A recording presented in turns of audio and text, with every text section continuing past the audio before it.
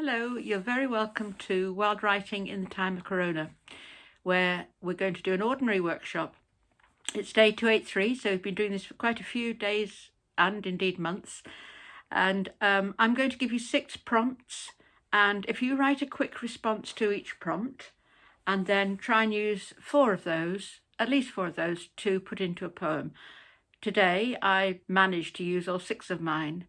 The initial part of the process is quite quick, but you might need to spend more time putting the elements together to make the poem. So I suggest you make a list of these 6 things. The 6th one is a little bit different, but I'll explain that to you when we come to it. So the first is an animal, any animal you choose. The second is a spice, any sort of spice. The third is the word candle. So whatever comes into your head when you hear that word, see that word. The fourth is sleep, word sleep. The fifth is a myth or a legend. So something that, is made up in whatever culture. And the 6th one, which I mentioned was slightly different, is I'd like you to try and use a simile.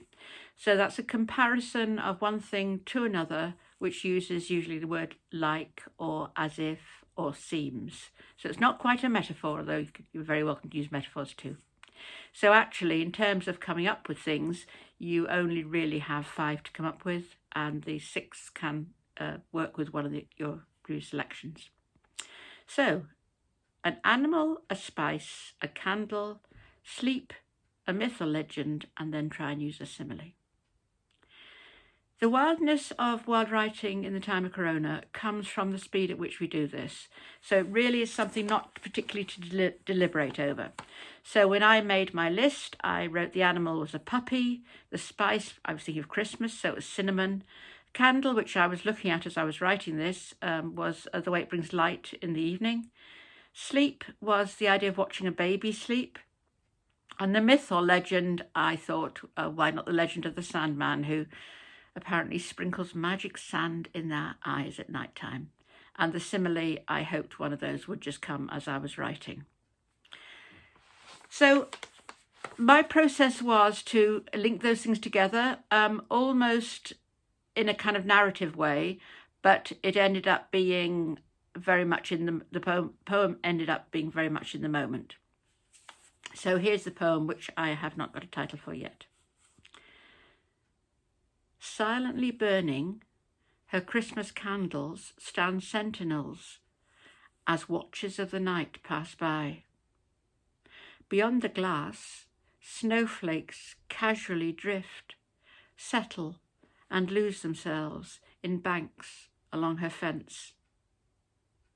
She cups her Christmas mug, swirls of cinnamon rise as steam onto her tired face. Like all of those who keep a late December vigil over their baby, their grandmother, their fever-fighting child, she huddles against the cold, weaves that invisible thread between the sleeping puppy and her heart, watches the rise and fall of a tiny chest, smiles as fitful dreams come with a whimper, then go. Slowly, her lids close, as if magic dust had fallen on her eyes. Sleep comes, pulses slow, candles flicker, and somewhere beyond this room, the moon goes down. Now that was a poem that was written with the idea of what it must be like to have a new puppy in the house and how difficult that might be.